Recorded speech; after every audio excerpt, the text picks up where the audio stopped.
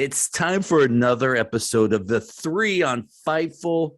That guy right there is Johnny Christ, no relation. I'm Dennis Farrell. We're here to talk wrestling, our top 3, whatever it is this week. Johnny Christ, no relation. What are we doing? Well, this week we're going to do something a little different, Dennis. I don't know your last name. We're actually going to do something a little bit different. I know this is only our second episode, so it's funny to say we're doing something different this week. But in all seriousness, given the light of the recent news in the wrestling world, the loss of the Hall of Famer Scott Hall, aka Razor Ramon, I thought we were talking before, and I thought it would be very apropos of us to go back and talk about our favorite moments of Scott Hall's famed career. I've never met the guy, full disclosure. I don't know if you've ever done interviews with him or talked to him. No, I know a lot of people who knew him in real life, which unfortunately I let sway my opinion on him. And I'll be honest with you, right off the rip, I liked Scott Hall because of the WCW and WO stuff. I was not a big fan of Scott Hall, the person. But going back through in this time, a lot of things changed my opinion on him. I knew about, the redemption. I think I even watched a small little documentary on him and how he got clean and turned his life around. And thankfully I let that, sway how I thought about him in the end. But it to me, it's weird because I know a lot of people. I'm not calling anybody out, but I know a lot of people who hated his guts are a lot of the same people that are like, Scott Hall was my favorite wrestler in person. You go, come on, really, man? Well, without, the guy just passed away yesterday. Right. So for me, I want to emphasize the fact that he is a human being and he had a family, friends, a life, and outside of the ring. And I want to disclose that my point of bringing up that we didn't know the man is to say you could hear what you want about everyone, but we're talking about the Hall of Fame career and what it meant to the wrestling world. This guy did so much for the wrestling community, for a lot of people who looked up to him, became wrestlers later in their lives. Maybe they didn't get a chance to meet him. It doesn't matter. The bottom line is it is a real tragedy in the wrestling community. And I wanted to, for me, share a lot of the stuff that I saw from him on the screen growing up watching him. And I think there was a lot of times where he was my very favorite wrestler growing up in the 90s. When I first saw him as the Diamond Stud in some matches, I think last week we were talking and I couldn't remember the name of the match, but it was the Chamber of Horrors that had some botches in it, but he was part of that as the Diamond Stud.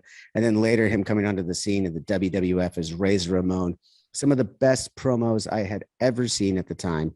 And then we'll get into some of the matches in a second. But I just want to say, for me, for those who were affected by his passing, his friends and family, those closest to him, I want to give my heartfelt, sincere condolences and make sure that everyone who's watching this know we are talking about Scott Hall, the professional wrestler, and his moments and some of the things that he did as a professional wrestler through his famed Hall of Fame career.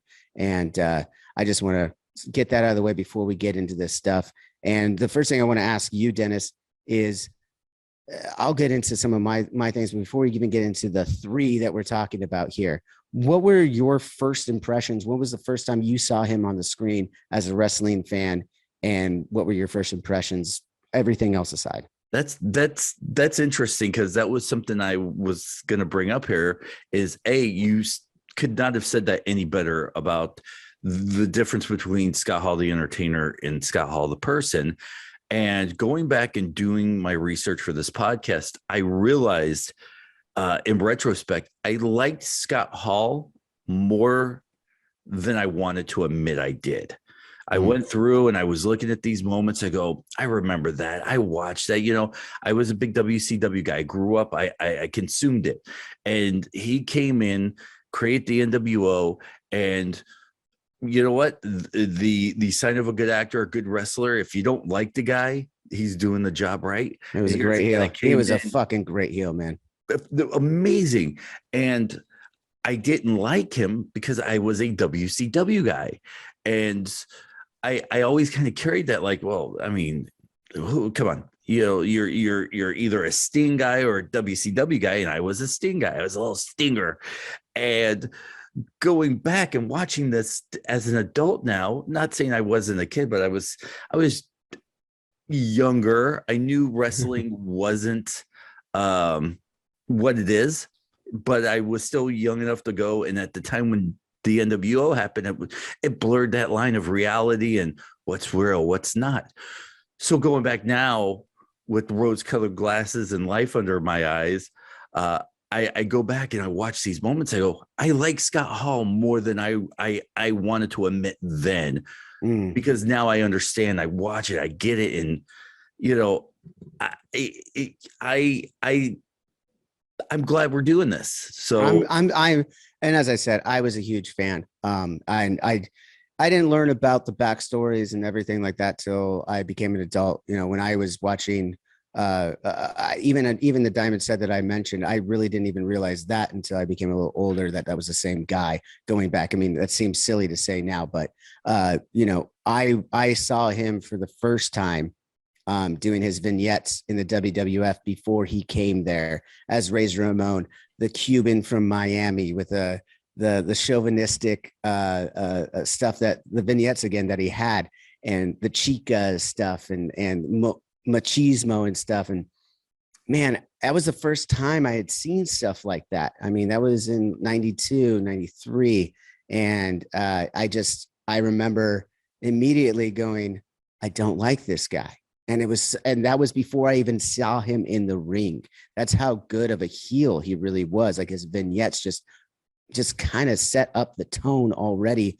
And then he makes his debut on Superstars later. And man, I'm really excited to go back to some of these things, because when I texted you and I said, I think we should do that this way, I think this 3 should be our top Scott Hall moments. I already had 3 in my mind, but I wanted to make sure I rewatched those 3 moments and make sure that they were the top 3, and they still are. And we'll get into why those moments are for me. And you asked me what, and I still remember to this day, the first time I saw Razor Ramon, and I thought, holy cow. I was in St. Louis visiting my grandmother. Our next door neighbor at the time, Dennis Johnson, all the neighborhood kids went to his house.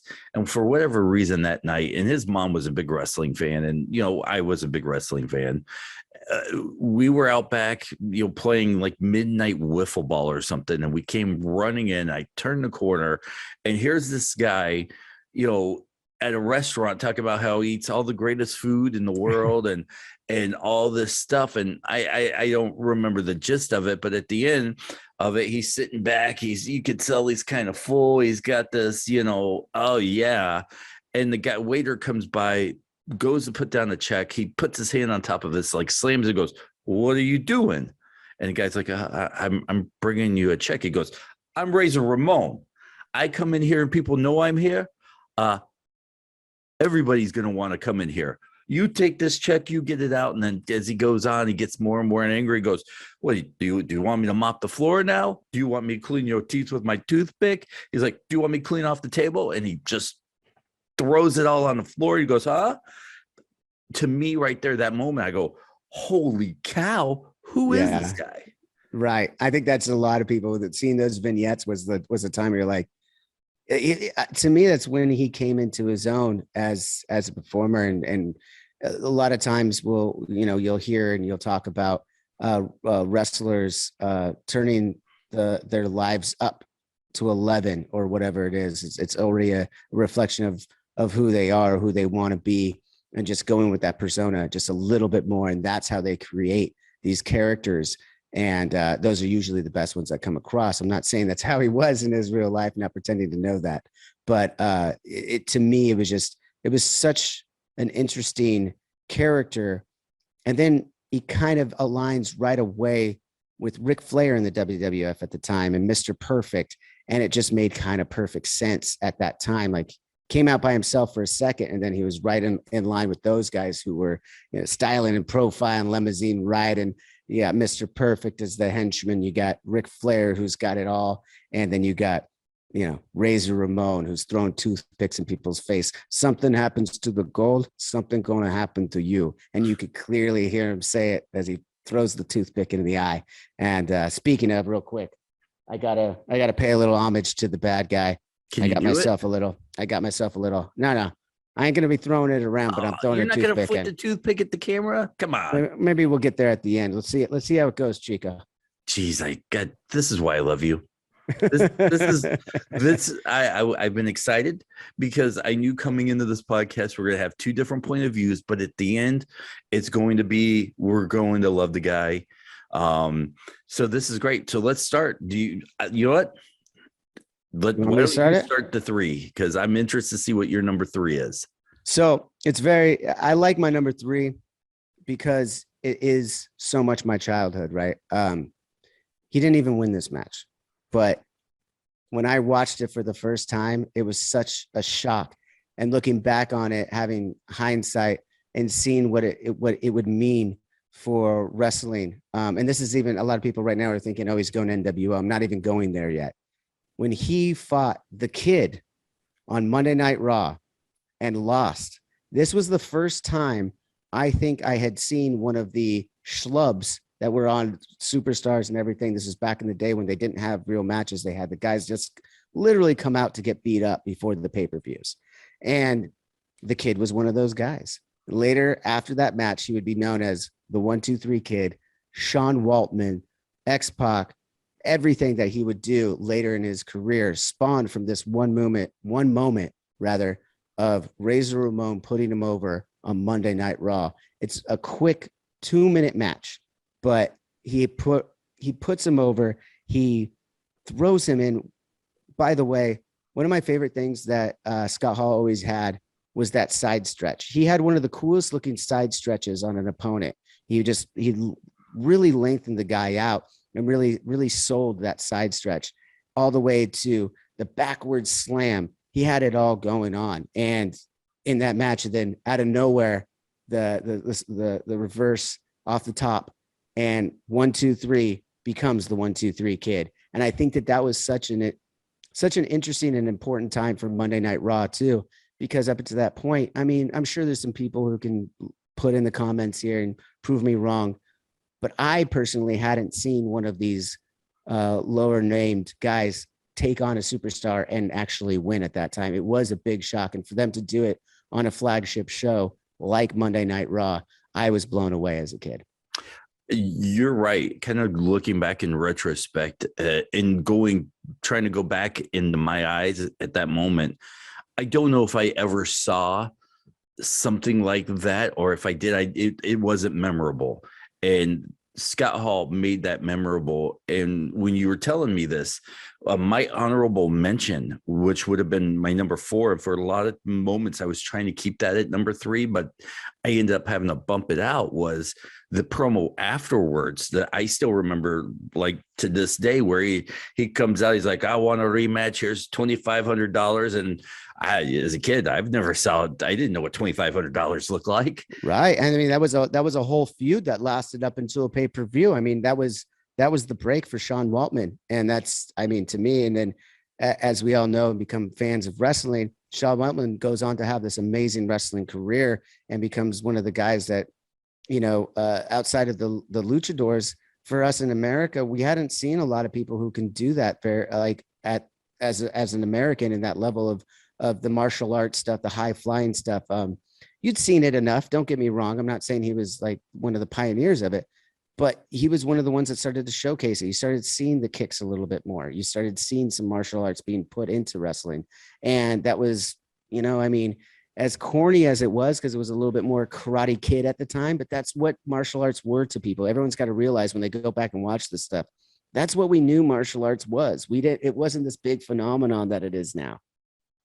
And when you were talking about Waltman, not to just make it, but outside of the silly little few minutes Shawn Michael was in the NWO, and I haven't done research. Shawn Waltman, you said Michaels, but that's okay. Yeah, no, Shawn Michaels was in the NWO when they were in the WWE for that short time. There was like yeah. In the after the WCW was gone. Okay, yeah, in the late 2000s. I think Waltman might be the only guy who was in the NWO and DX. So that's right. That's a huge accomplishment in itself. So all right, right. To me, that was a big moment in wrestling history for me. My number 3, and like I said, this was tough because I didn't have the Razor Ramon love because I didn't grow up on it. I've caught a few stuff. I saw the early 92 stuff. The climb to greatness in the WWF I missed because I was a WCW guy. Admittingly, I knew who Razor Ramon was. I will say for my number 3, you were talking about SummerSlam 92, and with Ric Flair and Mr. Perfect, and right there. For me, when I saw him starting to be aligned with those guys, because who didn't love Ric Flair and Mr. Perfect? Those were my guys, Right. Especially being a WCW fan, obviously, them coming from the NWA and AWA era, and Ric Flair was, the ultimate heel against Sting in the WCW before he made it over to the WWF. And in 92, I was still watching WWF, Superstars and was it Saturday night or Saturday afternoon? Saturday morning Superstars was what it was. Came out right before Monster Truck Rally. Ooh, look at this guy. I like this. But I was still watching at that time. So when you see a guy be aligned with those two guys, you go, he's a big deal. So I'm going to say the SummerSlam 92 match. And admittedly, I don't remember too much about that match. Once again, you got to remind me because you got to tell me who was in the match. You know what? I have it in my notes. And this is how you know I'm genuine here, because I think a lot of people would be like, oh, I love that match. And they probably watched it or read about it and want to pretend. I strictly remember this match, and I'm going off of memory here on a lot of 30 years, by the way. Let's cut Dennis, whatever the fuck his last name is, a break here, because it's 30 years ago, guys. Yeah, right. Thank you for that, by the way. Let me hear, because I started writing down notes. Like, I took this one seriously, and I did it, and I tried to do it by memory of, all right, what do I remember? What do I like? And it was SummerSlam 92. There it is. There's my notes. It was Razor Ramon, Ric Flair, and Mr. Perfect. Mr. Perfect and Randy Savage. Let's see here. Here's the notes I have. Ramon was a strong singles wrestler at the time. 92. He got to work with Ric Flair in a tag encounter. Ramon ended up breaking the pinfall. It was a no DQ match. And once again, I don't remember too much of the match, but I just remember the lead in where you start seeing this guy be aligned. So yeah, it was Razor Ramon, Ric Flair versus Mr. Perfect and Randy Savage, 1992. So go look up that match. In retrospect, I did watch the highlights to kind of remind myself it was a good match. It was, you know what? He's a great in-ring performer. Nobody loves nostalgia like me, and that brought me back to the not being able to watch the pay-per-views, and then the next night they only show the flashes of the moves, a couple moves in the match. Yeah, when they always used to show just the still photos of it. Yeah. Yep. Yeah, we kids back in our day, we didn't have that YouTube or a network. Pay-per-views were expensive, and right. My parents were not buying a ton of pay-per-views for me at that time. No, was that the SummerSlam 92? Was that the one that was outdoors and they did it? And was it in London, or was that the following year, 93? Well, why don't you keep asking that question so I can Google it and pretend I know the answer for you? No, I remember he was in a lot of SummerSlam, especially being an intercontinental guy, most predominantly in the WWF. He was often in feuds for the Intercontinental Championship. And those, as I recall, as a kid, the SummerSlams always had, the main title belt being up for grabs. But the best matches I remember from those were always the tag team title and the Intercontinental title for SummerSlam seemed to be the best matches of those pay-per-views. Well, I will tell you from memory, I did not, I'm not Googling it. I remember this right off the top. Come on, Chico. Come on, Chico. You can do better than that, Dennis. Yeah. It was in London. Great call, by the way. Wembley Stadium, the main event, Ultimate Warrior versus Macho Man. Right. Okay. I do remember this one. So go, and nothing beats those old SummerSlams. Dude, nothing. They're so good. They're so good. Especially at Wembley, man. That was fucking huge. I remember watching that one. That was one of the ones where they had like guy on the street and he was going up the line and they showed everyone just like Bret Harted out. Everybody was Bret Hart that 92. Everybody was Ultimate Warrior. Everyone was Macho Man. It was an incredible time. And not in this once again from memory, but I do remember that was the one where the Road Warriors came in on the motorcycle. Harleys, yeah, that was the first time they did that. That was the very first time they did that. I remember watching that. My parents did actually. My dad was a ginormous wrestling fan. I think we touched this on our first episode, and that's how I got into wrestling. And he would spend the money for himself on that, and subsequently, I got to watch all these. Oh, nice. My dad was in the later years, so I got a lot of the bad WCW pay-per-views. Hey, there's no bad.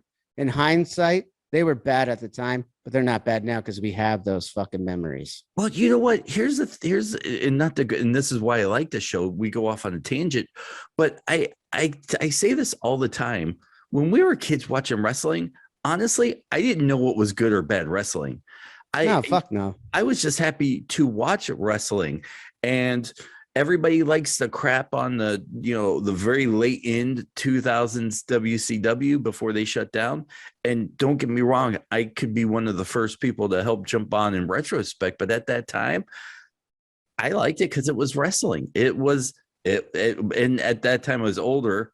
I recognized that it was not great wrestling, but you know what? It didn't stop me from watching it. I liked it.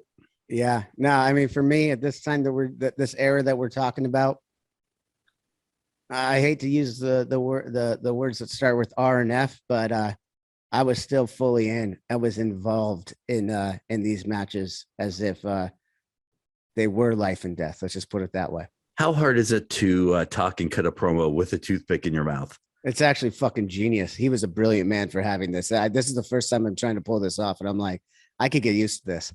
Oh, this is a new thing. Look for Drinks with Johnny toothpicks coming out this fall.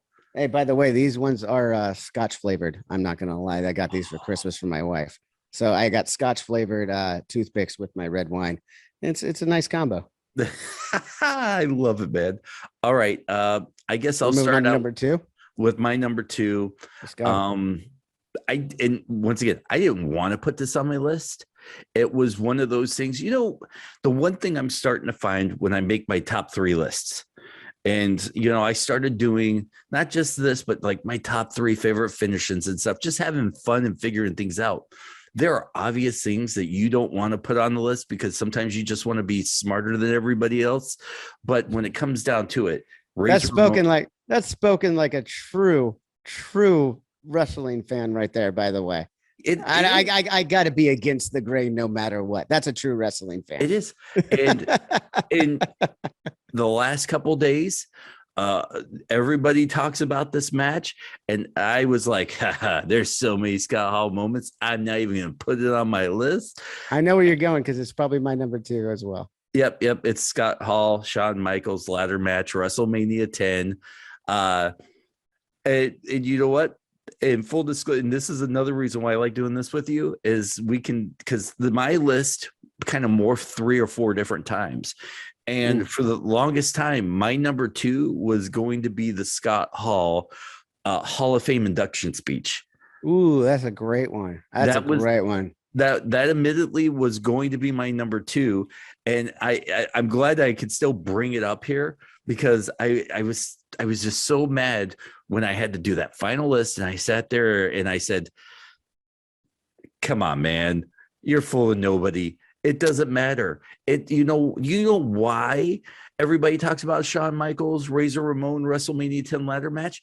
because it was fucking brilliant. Fucking it was great. Fucking brilliant. So don't try to be one of those smart wrestling fans and shit on it because it was so great. That's what I found myself doing.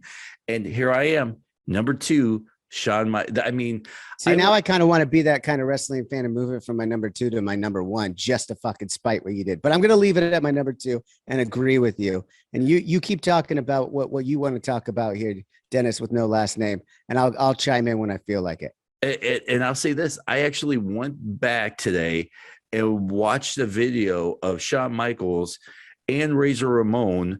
I think it was done a year or 2 ago where they were sitting down and watching that match together.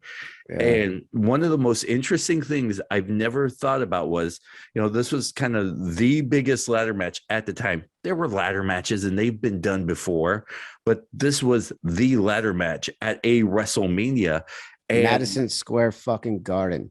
And they said there was only one ladder in the whole building, and it was in that match.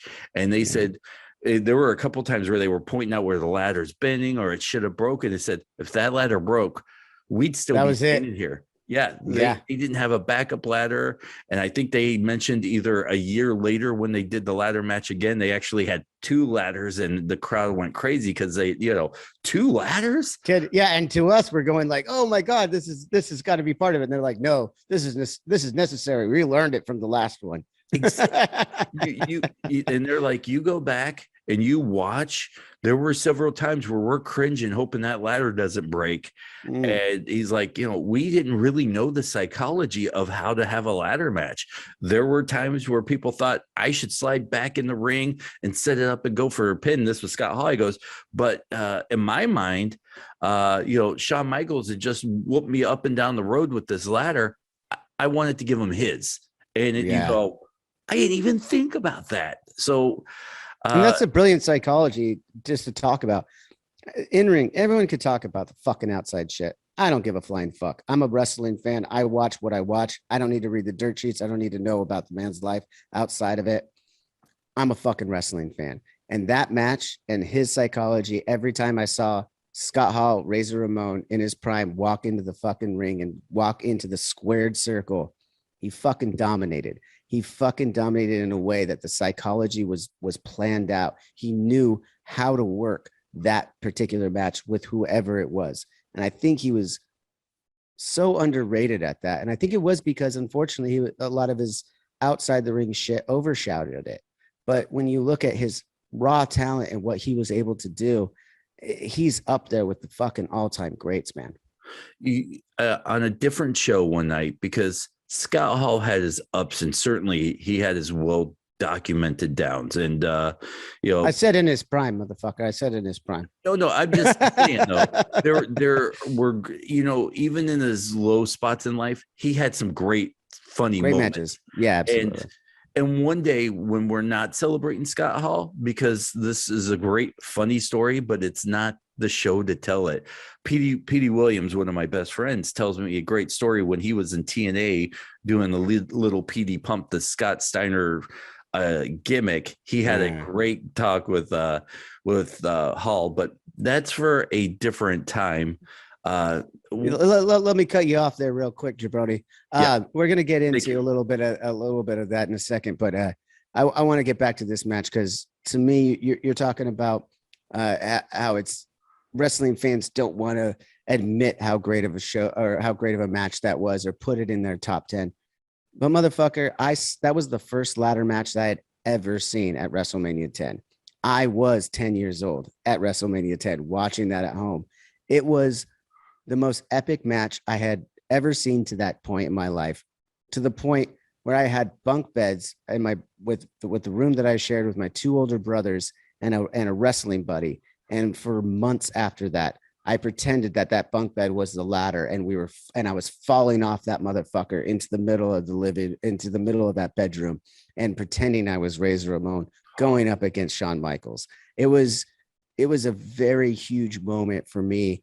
To be able to see that epic. I mean, it was a long match too. They gave him time, and there's a reason why they went back to it again later for that SummerSlam when there was supposed to be another match, but they went back to that because they were like, that shit was fucking epic. We got to do that again. I I listen to that story with jealousy, by the way, because there are other matches where I did that kind of stuff. But sometimes you sit back and go, man, I wish I had that connection to that match because it was so great. And hearing you tell that story, I do.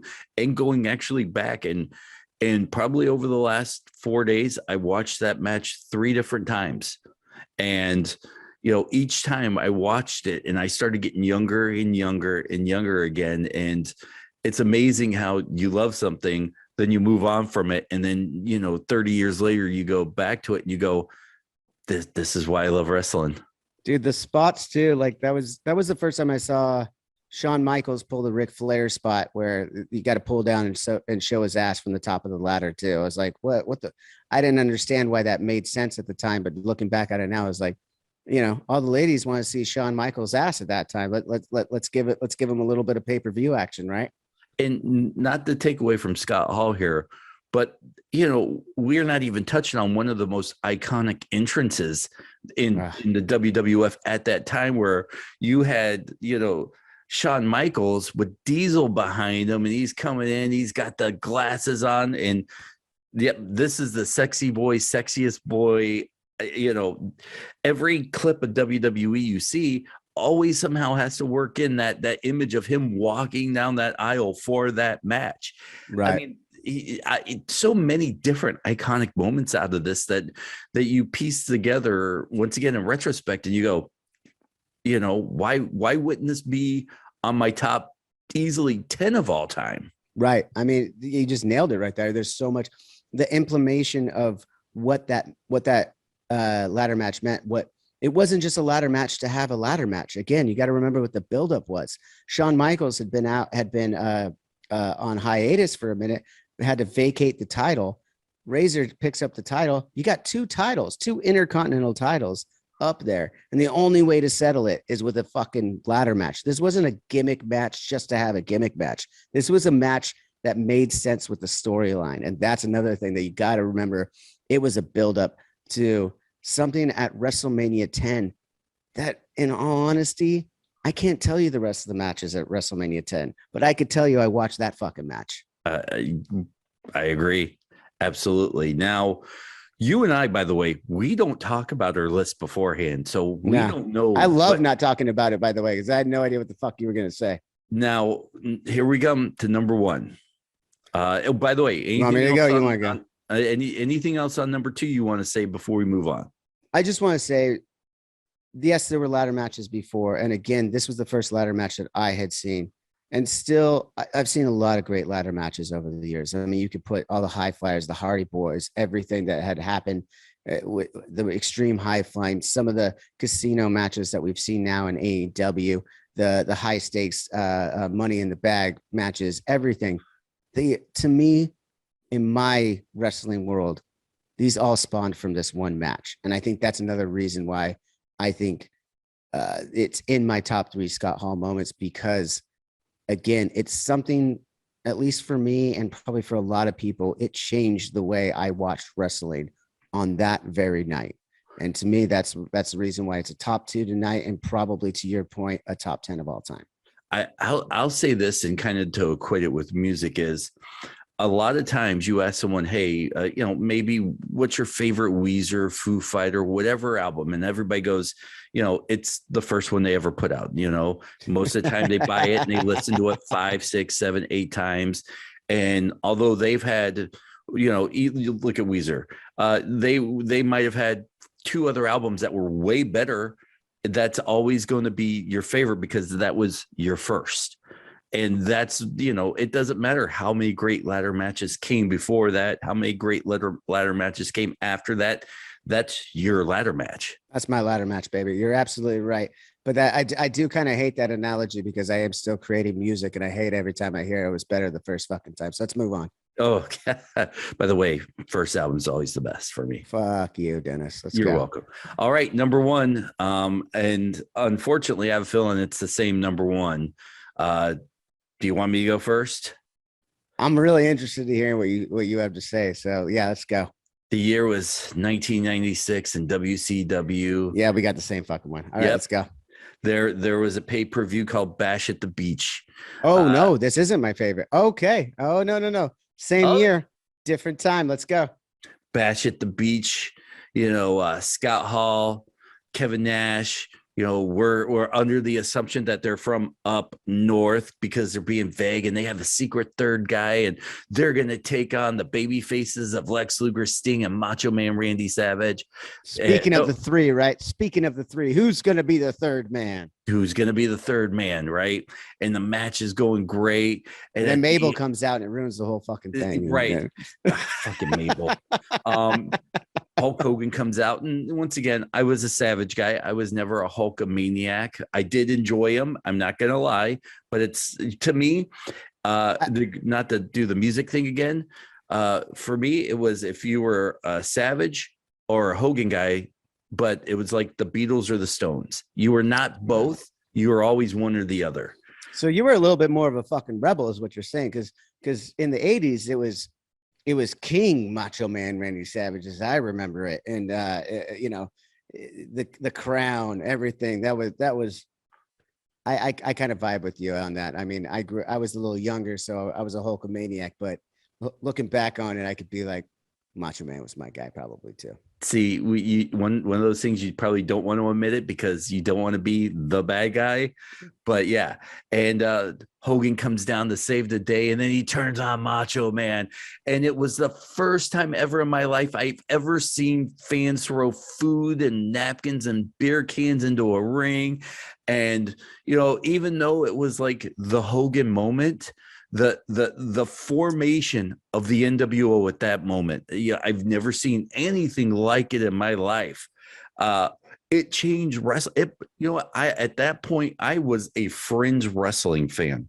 You kind of catch it, but you're chasing women around at that time. And you don't want to admit you like wrestling, but secretly you would watch it on Monday nights whenever we've talked about our Monday Night Wars and all that stuff. So that moment right there changed wrestling. It sucked me back in. What did I just watch? What's gonna happen next week? Hulk Hogan a bad guy? Oh my gosh, this is it was bigger than Roman Reigns. It was what everybody wanted John Cena to do.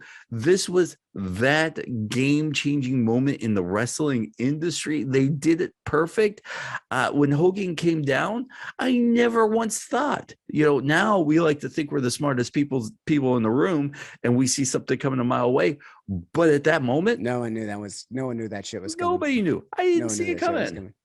Yeah, I agree. That's probably the timeline moment in history where wrestling changed, right? When Hogan turned heel. Now, I will 100% agree that is probably a bigger moment. I will argue it's a bigger moment for the NWO and Hulk Hogan, and not necessarily a Scott Hall moment, but we won't hold that against you tonight. Because that was a fucking brilliant moment. He was there. Not only was he there, he was the guy. He came down with Kevin Nash, just the two of them, to go against three guys. And the match ding, ding, ding, the bell goes. It's 2-on-3. Things start happening, and then here comes Hogan, like, oh, he's about to clean up the joint. We're getting these outsiders out of here. Boom, he turns heel. And oh my God, what a fucking moment. Bash at the Beach. I cannot agree with you more that's in the top 5 of wrestling moments in history for me.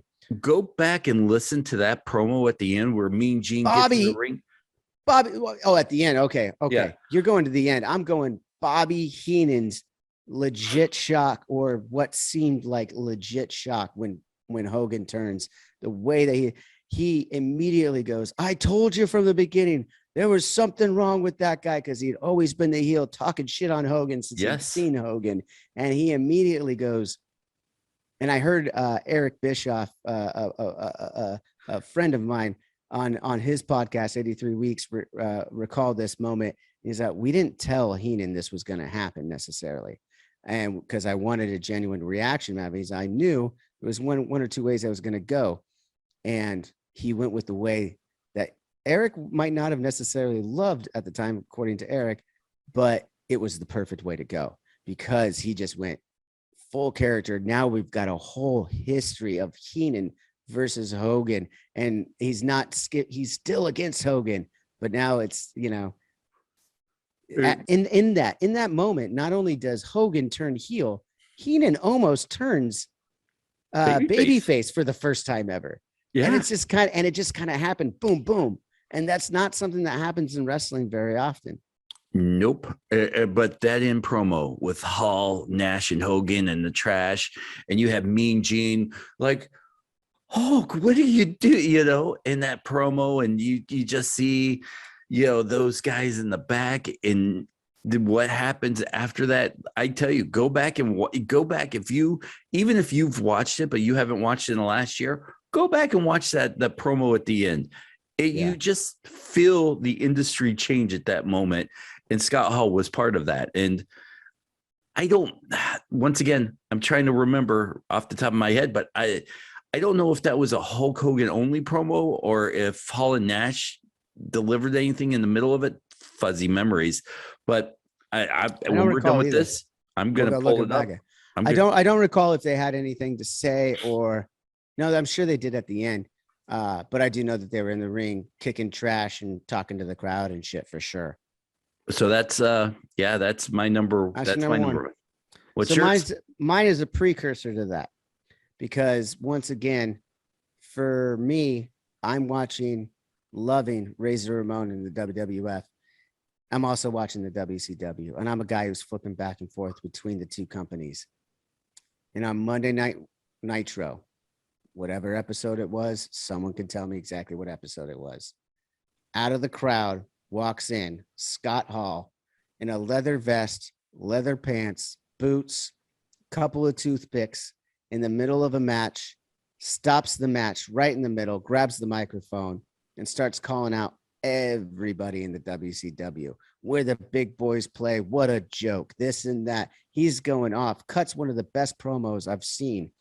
And all the while, it's live. That's the other thing. It's not a vignette anymore. This is a live promo he's cutting, and he doesn't miss a fucking beat. And to me, I lost my shit when I saw that. I was like, I was just on the other channel. And here's the other part that I will be completely candid about. I was so naive. I knew that there was a fake Razor Ramon and everything like that. I didn't know. I just thought he was on hiatus at the time. I was like, this doesn't make sense. Like, are the two companies merging? What the fuck is going on? I'm like all of 12 years old at the time watching this live. He comes in, cuts this beautiful promo. To your point of Mean Gene, he calls him Scheme Gene and goes off and like, oh God, it was such a beautiful moment. And then later in the night, goes straight to the booth, calls Eric Bischoff. What does he call him? Ken doll. Ken doll. Calls him a fucking Ken doll and says, you know, we're taking over. Who's we? Who's we? And everyone's going, who the fuck is we? This was like one of the most, that to me, as much as the Hogan turning point was monumental, this was the genesis of that. This was him coming in. I had never seen a wrestler come in from the fucking crowd like that for my dollar, for my time. I watched Scott Hall walk into the ring as Razor Ramon in a facade that I had never seen before. I'd only seen him as Razor Ramon. I mean, as I said before, you watch back and Diamond Stud had been in the WCW. I didn't get that connection. I just saw Razor Ramon walk in and say he's about to take over WCW, and he wasn't alone. And to me, that's the moment that truly changed wrestling. That's the moment to me that truly started the Monday Night Wars. Nitro had already brought in Luger on a fucking night that he was just headlining 2 nights before WWF, and then he's on Nitro. And I was like, well, that's odd. But he came down the ramps. I was like, oh, that's just a cross promotion. I've seen that kind of shit before. This was a time when it was like, oh, shit's getting real here. Like, I don't know what the fuck is going on, but this is cool. And it has my attention. You didn't even mention the best part of that promo where he's like, you know who I am, but you don't know why I'm here. Yes. Brilliant, Dennis. Brilliant. And that right there, I can still remember that. And I'm like, you know, because it once again, it took me a second. Like, That's not Razor. Is that Razor? No, because at that point I was kind of 99% WCW at that point. I drew my line in the sand. I was ready for this war, and unfortunately, history told me I picked the wrong side in the end. But well, there's a lot of reasons on that, and we don't have to get into that tonight. Well, I'm sure there'll be many more episodes we could get into that business side of some bullshit and everything. But I'm just a wrestling fan through and through. I watched both. I had the ability to watch both. I loved both, and to me, that was a great moment. That was the reason. Moments like these that we're talking about, Dennis, in all seriousness, are the reason why we're fucking wrestling fans. We could sit back and critique it retrospectively and come in and talk about why one's better than the other, anything like that. At the end of the day, we're talking fucking wrestling. And it just dawned on me, and I want to clarify something for the people that are still watching this. At the beginning, it may wait. There's people still watching this? Hi, guys. It may have sounded like I was shitting on Scott Hall or shitting on the people and their memories. I was just trying to illustrate that I'm trying not to be a poser fan. You know what I mean? Like, I try to be honest in my fandom. Just try less. Yeah. Well, just hit me. But, I want to be honest in my fandom, because there are a lot of times I have to go look things up in retrospect, or, a lot of the guys, like they're knowing wrestlers. You and I both know wrestlers as fans and as friends. And there are some guys out there that used to be my hero, or used to be guys that I loved, that I met in person. And I was like, wow, what a complete asshat. Now, I'll be honest, I've not heard outside of the darkest days, which you understand now, but I've not heard anybody tell a bad story about Scott Hall. And I've reached out to a lot of people who were really good friends with him. There are some very funny stories, but not a bad word about him. Right. And lastly, before we wrap this up, I want to point out another great thing about Scott Hall. That's not a top 3 moment. It's just a moment, or just a thing about his career that I loved. And as a kid, I looked up to so much. Finishing moves in my day meant so much. They meant so fucking much. And the showmanship of it. It wasn't just a power bomb. It was the fucking razor's edge. And it wasn't just, let me throw you up in a crucifix and fall down with you. When I put your ass between when I put your head between these legs and I tell you it's over, I mean, that showmanship right there sells me every time. Like, anyone who hasn't seen this, is watching this now, maybe a younger fan, doesn't quite grasp what a finishing move was supposed to be in the 90s. This is one of them. This is one of those times. This is pre-Rock letting you know the people's elbow's coming. And that was fun. That was great. The sidewalk slam leading up to it. This was a precursor to that. You threw the head down and you knew it was over. And as I'm thinking about it, even before that, bang, it's coming. He's pointing at himself, jacking it up before he even puts your head between there. And you know this finishing move is coming. And that's showmanship. That's wrestling psychology of the 90s done at its finest, in my opinion. And I don't want to be a one-upper, but you just brought up something that you hit the nail on the head, and I didn't even think of it. He's a founding member of the NWO. The NWO now, which the Bullet Club was based after, the Too Sweet people still do it to this day. You All Elite, everybody does it. So the culture, the ripples of what Scott Hall has been a part of that still exists to this day in wrestling. There are probably things that I've not even mentioned, although I just only mentioned one, but that you go, that came from Scott Hall. The other thing I was going to say was the survey. Every survey says, one more for the good guy. Yes. I remember watching that, and the crowd could be booing, and it didn't bother him one bit. He's like, They only booed for a few weeks though. Once everyone came around, I'm telling you, man, everyone was rooting for the NWF. But you know what?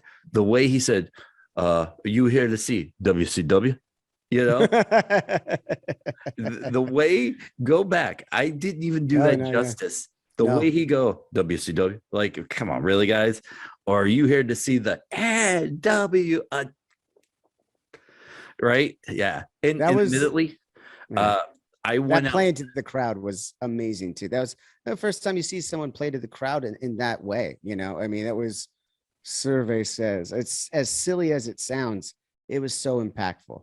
I did go out because back in my fandom days, I had an NWO shirt.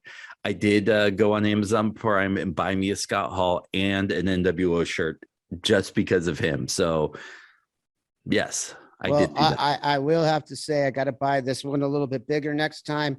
Cut out the arms and cut out the sides because you got to be able to throw it up. That's the other thing. A lot of people just cut off the sides. You got to cut off the fucking sides too. The sleeves and the sides. That's how you wear it. The Scott Hall, that's the way he wore it. And I loved it where he come out and he just put it to his shirt to the side. So you see the belt and you'd be like, yeah.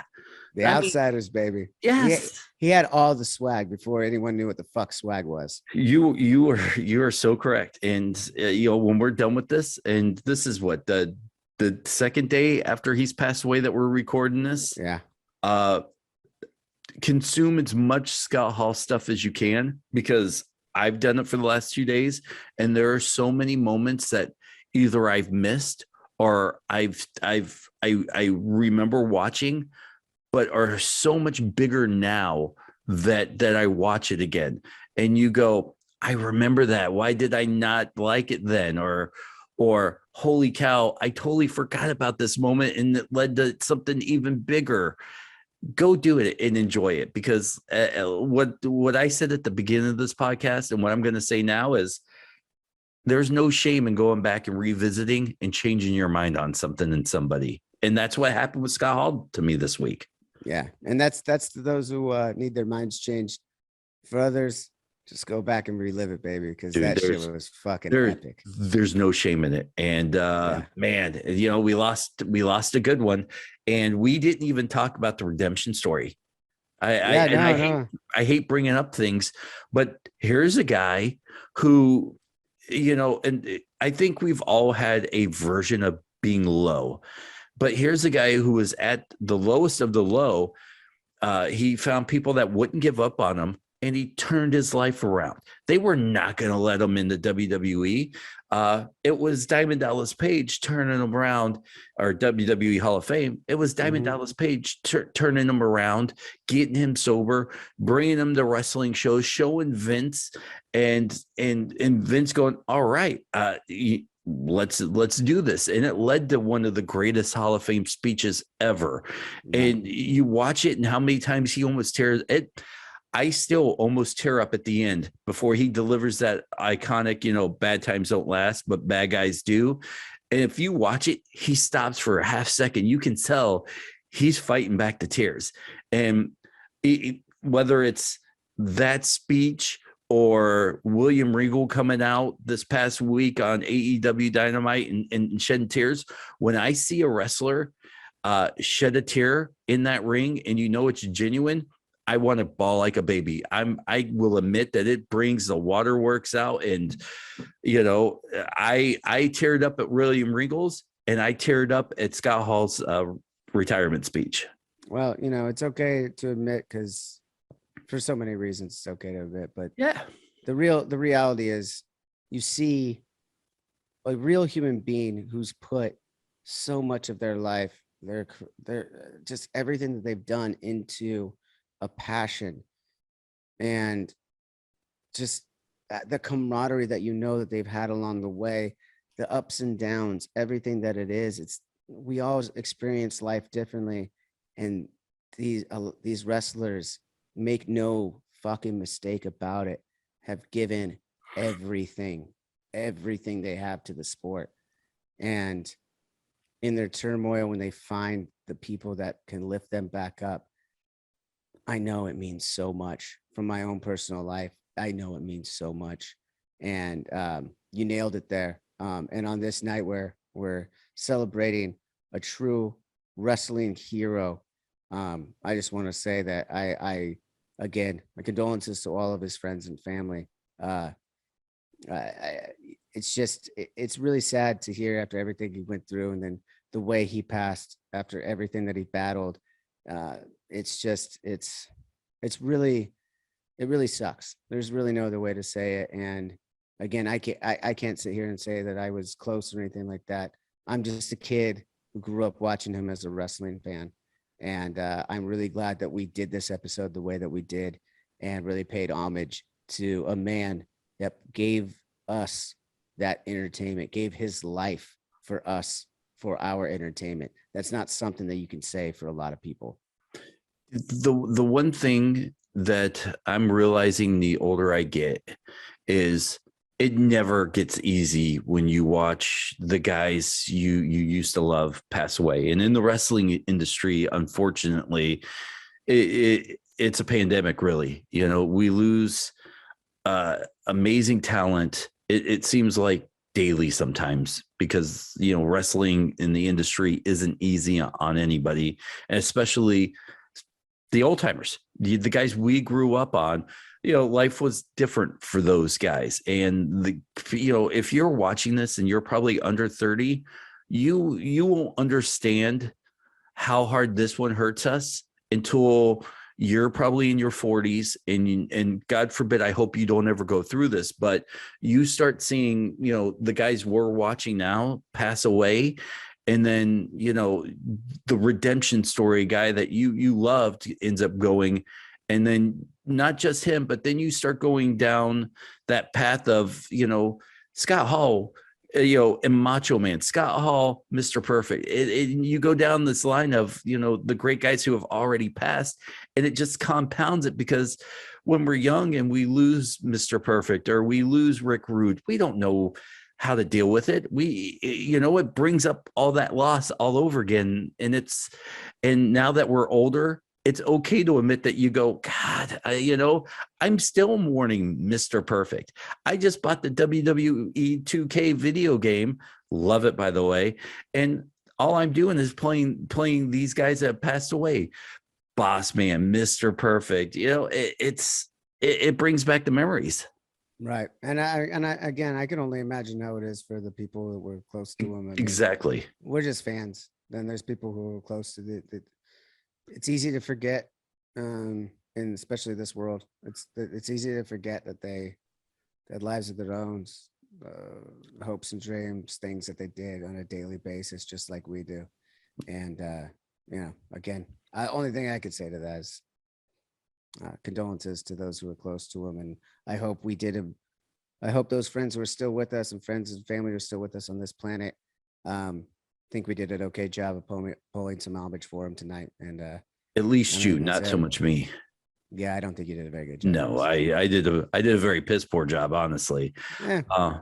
It doesn't seem like the right time or the right moment to shill anything else we have going on. But next week we'll promote everything else we have going on. That stuff can wait. It's Scott Hall, man. You know, the only thing R.I.P. to a fucking legend, a Hall of Famer, a man that shaped the way I watched wrestling. You listen, the only thing I'm going to promote is go Google a wrestler you've lost that you love and just enjoy his stuff all over again. You know, just do that. And in the comments, tell us what you just watched. Tell us your favorite Scott Hall moments. If you watch this and you go, Mr. Perfect, oh yeah, tell me what your favorite, because we all have those guys that are lost. We've lost now, and Scott Hall, for at least for me, has been that linchpin of going back and enjoying so much other stuff. Let me interrupt you again there real quick, Dennis. You touched upon something really cool. You can go back and watch this. We have this stuff because they get it. They put it out there for us. We can go back years from now, tomorrow, whatever it is, and rewatch all this shit. We have their chronicles, their history. We have all this, thankfully, of what they put out there, because they put it out there into the world. This wasn't just a fucking journal at home or some dream at home. They went out and fucking lived it. And that's what makes this special to me. That's what makes this sport, this entertainment, everything super special to me. It's an art form. It's fantastic. I'm a lifer. And with that, guys, thank you for watching the three with us. He's Johnny Christ. I'm Dennis Farrell. Go watch some Scott Hall stuff, guys. Oh, God damn it. I love you. That was oh my God. The Fightful people, if you watch that, you clip that moment out and you post all over all your social media, because that was a goddamn moment right there. All right, we're into the show. Good night.